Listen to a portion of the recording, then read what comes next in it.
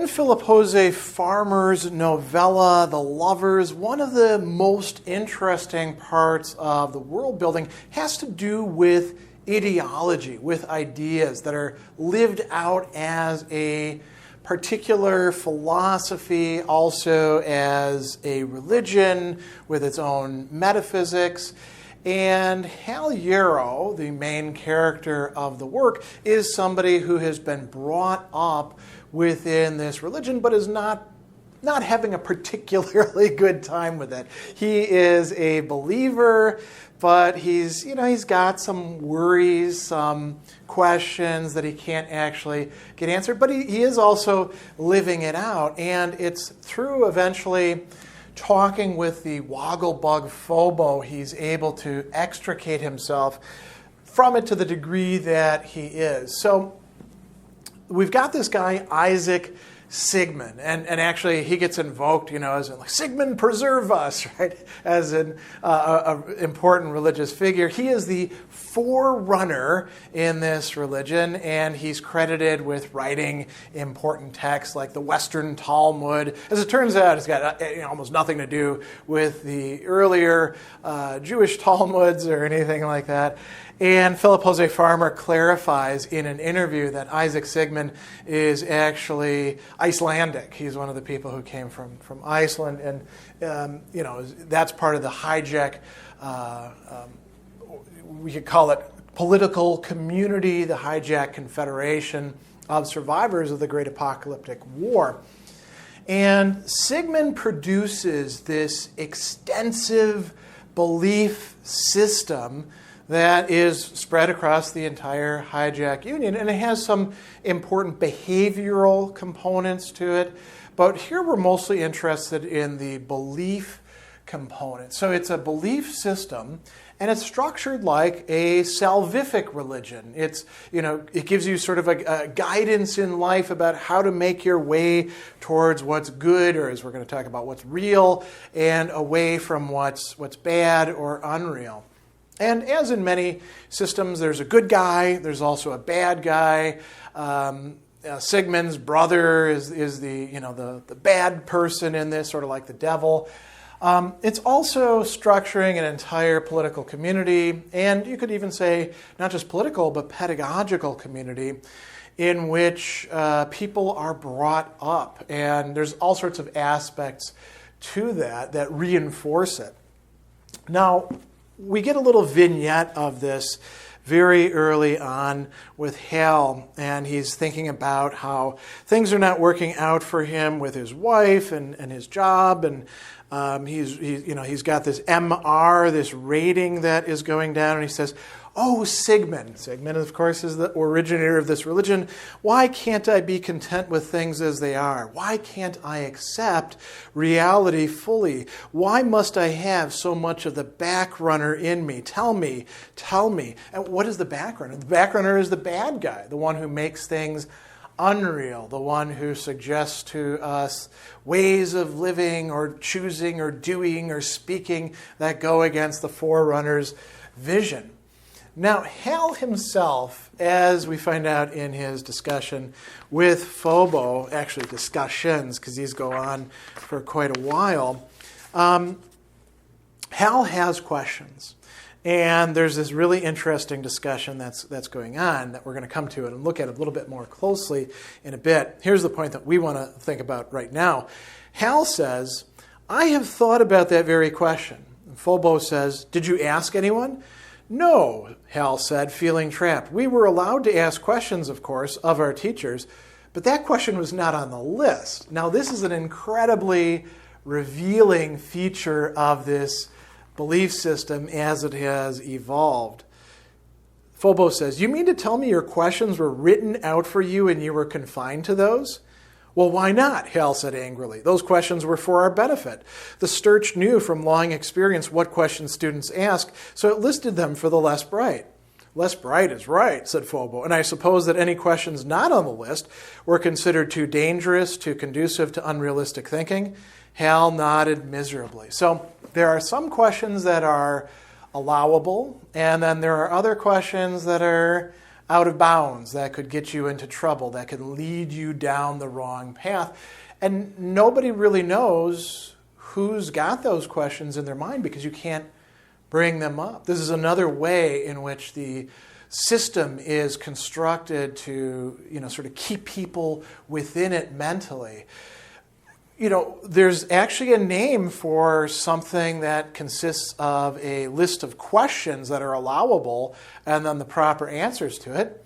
We call that a catechism, a teaching document that is often used by churches, but could be used by all sorts of others as well. And it's got the prescribed questions and then the right answers.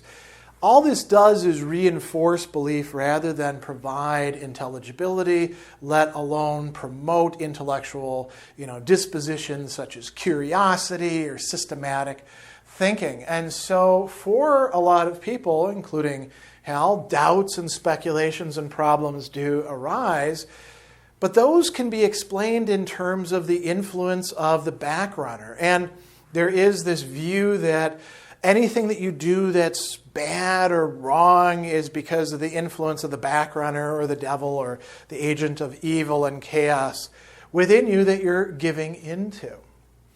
The central category of this entire way of thinking is something that's actually going to raise some problems if you think it out philosophically: reality versus unreality. We go back to that statement of Hal's, or prayer rather.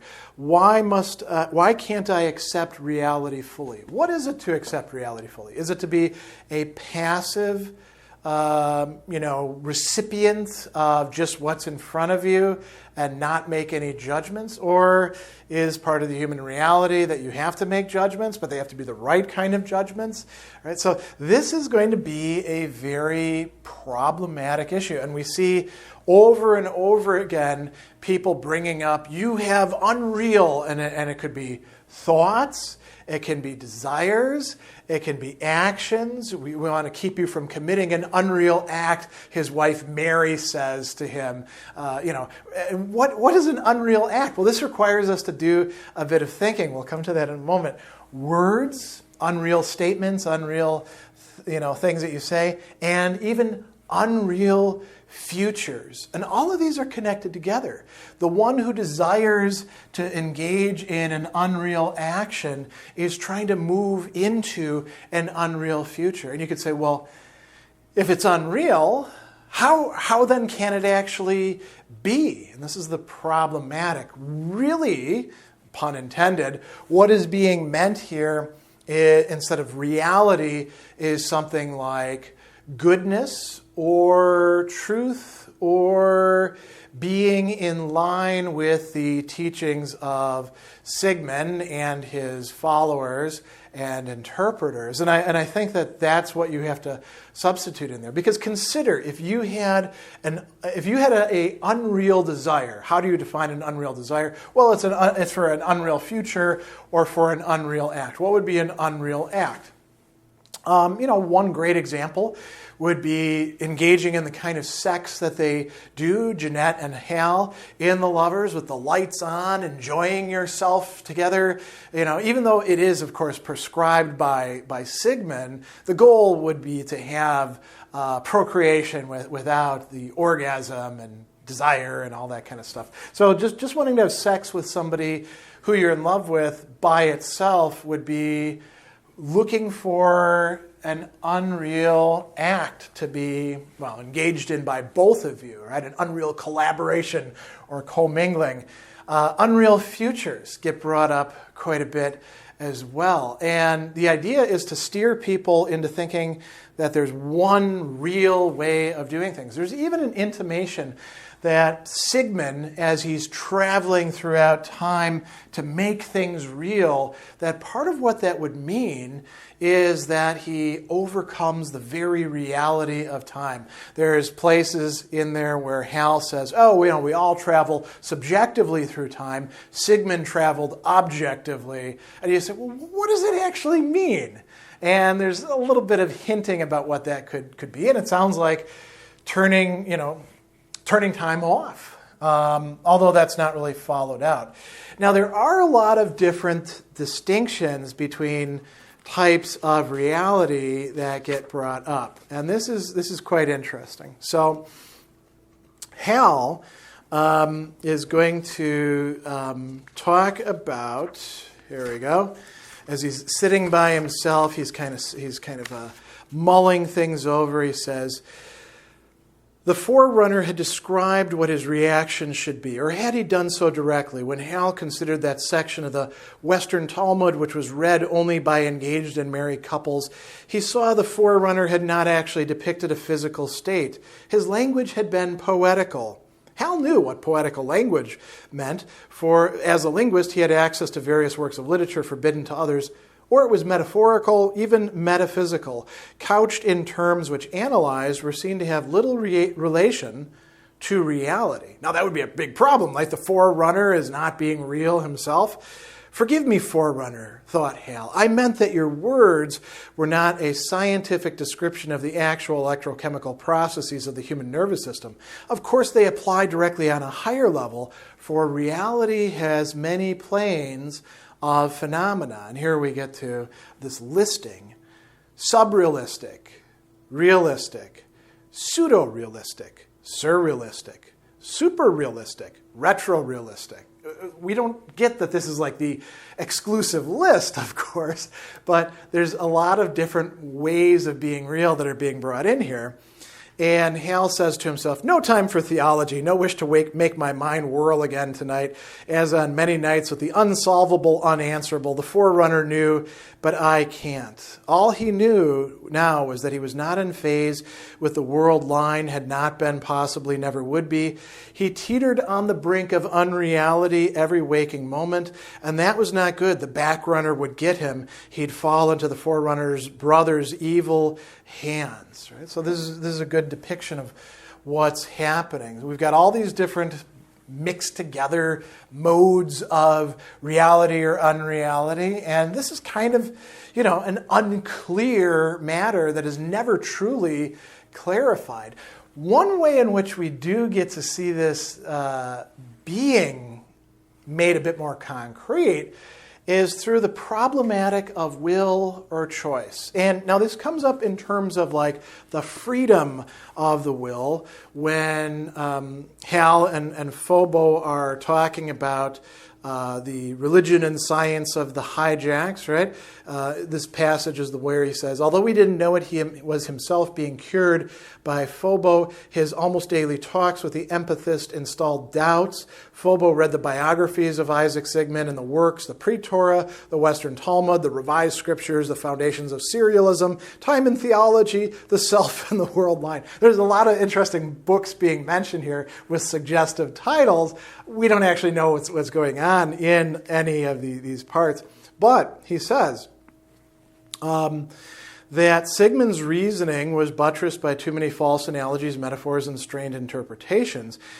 Phobo says, let me point out one more in a score of contradictions embodied in your theology. And here he's going to talk about responsibility, but before this, or after this rather, he talks about free will. He says, if you disagree with the Sturch or try to defy it, you do so because you're trying to realize a pseudo-future, right? A pseudo-reality, something that's not real, one condemned by the Sturch. You, the individual, can't win. But you also believe that you yourself have perfect free will to determine the future. But the future has been determined because Sigmund has gone ahead in time and arranged it. Sigmund's brother, Jude Changer, may temporarily disarrange the future in the past, but Sigmund will eventually restore the desired equilibrium. So let me ask you, how can you yourself determine the future when the future has been determined and forecast by Sigmund? One state or the other may be correct, but not both. And this is the very question that Hal says, yeah, I've actually thought about that a lot, but unfortunately that wasn't one of the allowable questions on the list that we got to ask our teacher. So I don't know. This does seem to be a big flaw within the system. On the one hand, everything is determined, and even the things that are wrong aren't even real. They're pseudo-futures, even as you're realizing them. On the other hand, you can act freely. You're completely free, and that's why you're responsible, you poor bastard, for what it is that you do. And here we get to the individuals and their responsibility. So we see this getting played out. We'll come back to this discussion between the two, but we'll see this played out in the crash that takes place out in the jungle and what they think about it. We could also say that Hal and his wife in the very beginning, Mary, not having children, is viewed as him not being willing to commit to that future. So that's his own fault as well, because Mary wants it to happen. And his gapped Porson holds him responsible. So there's a car crash, and Porson, who's this gapped, sort of think about like a commissar, a political officer who's in charge of you, and also a spiritual director. And he's kind of a sadistic guy, but he portrays himself as loving, and just wanting the best for things. So Porson says, he says, how do you explain this accident? And Hal says, or rather the backrunner in me departed from reality. I, my dark self, willingly precipitated a pseudo-future, making that pseudo-future the future they encountered. Porson says, oh, really? You say your dark self, the backrunner in you, did that? That is what you have said ever since you were able to talk. Why must you always blame someone else? You know. You should, for I have been forced to whip you many times, that you and you alone are responsible. When you were taught that it was your dark self that caused departures from reality, you were also taught that the backrunner could cause nothing unless you, your real self, Hal Yarrow, fully cooperated. So there's a locus of freedom, right? And Hal says, that is as shib, meaning true, as the forerunner's left hand. But my beloved gapped. You forgot one thing in this little lecture of yours. You were in the accident too. Therefore, you caused it just as much as I did. Porson said, but you were driving the car. And Hal says, makes no difference according to what you've always told me. You agreed to be in the collision. If you had not, we would have missed the beast. So, Yarrow is actually bringing up something that he's imposing some consistency on this system of thought that has been brought up before over and over again, and imposed on him, whipped upon him by this jerkish person, the gapped. Phobo, in their discussion, says, let me bring up this contradiction. You Sigmanites believe that every person is responsible for any event happening to him, that no one else but the self may be blamed. If you, Hal Yarrow, stumbled on a toy left by some careless child, happy infant with no responsibilities, and skinned your elbow, you did so because you really wanted to hurt yourself.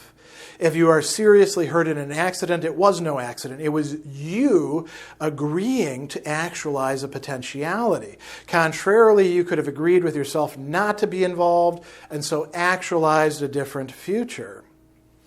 If you commit a crime, you wish to do so. If you get caught, it's not because you were stupid in the commission of the crime, or because the Uzzites were more clever, or because circumstances worked out to make you fall in the hands of, what is your vernacular for them, the Uz? No, it was because you wished to be caught. You somehow controlled the circumstances.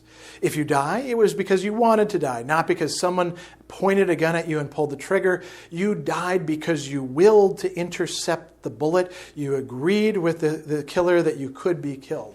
So this is, quite an interesting way of understanding freedom and metaphysics and agency and passivity and suffering, right? And Phobo goes on and says, here's the thing.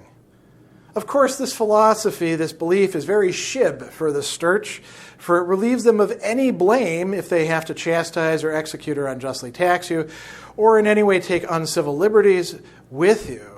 Obviously, if you did not wish to be chastised or executed or taxed or dealt with in an unfair way, you would not permit it. So that's, a key idea there. You are not only, if you accept this belief system, whatever happens to you, you're choosing it. You're responsible for it. The very agency that imposes this upon you, you've also not just accepted, but collaborated with that. You've chosen it.